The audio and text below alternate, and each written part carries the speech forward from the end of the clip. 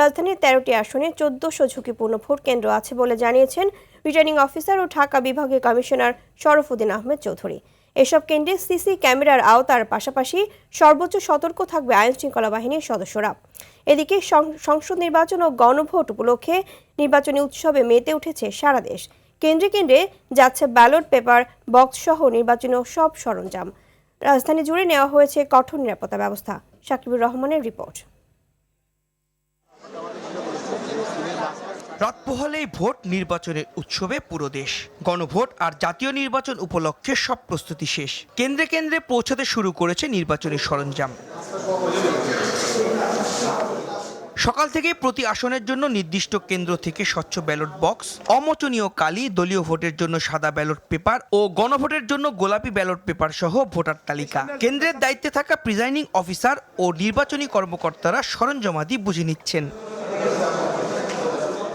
সহকারী রিটার্নিং কর্মকর্তা জানিয়েছেন সর্বোচ্চ নিরাপত্তা ব্যবস্থা নিয়ে সরঞ্জাম পৌঁছে দেয়া হচ্ছে। পুলিশ, বিজিবি, র্যাব, সেনাবাহিনী, আনসার সহ আমাদের সার্বক্ষণিক নিরাপত্তা ব্যবস্থা জোরদার করা আছে। আমরা আশা করছি যে খুব সুন্দরভাবে নির্বিঘ্নে মালামালগুলো কেন্দ্রে পৌঁছাতে পারবে। এক সংবাদ সম্মেলনে রিটার্নিং অফিসার ও ঢাকা বিভাগীয় কমিশনার শরফউদ্দিন আহমেদ বলেন, ঝুঁকিপূর্ণ কেন্দ্রে বিশেষ নিরাপত্তার ব্যবস্থা করা হয়েছে।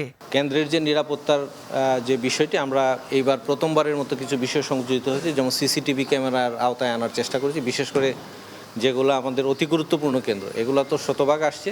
হোয়াইট প্লাস প্রো সেনসিটিভ স্কোয়ারে মাঠের বাইরেও তো আমরা এভাবে দেশপ্রেম দেখাতে পারি। সাধারণ কেন্দ্রগুলো আমরা কভার করার চেষ্টা করি। নির্বাচন ঘিরে রাজধানী জুড়েই নেওয়া হয়েছে নিরাপত্তা ব্যবস্থা।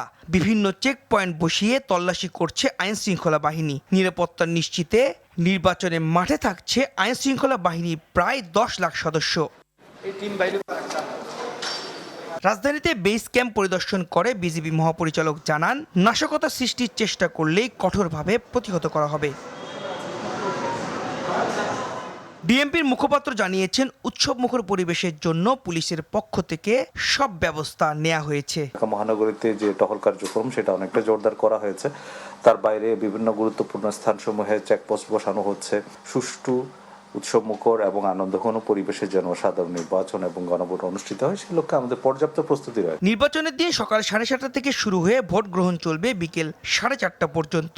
এবার 299টি আসনে মোট প্রতিদ্বন্দ্বিতা করছেন 2028 জন প্রার্থী। সাকিবুর রহমান, RTV, ঢাকা।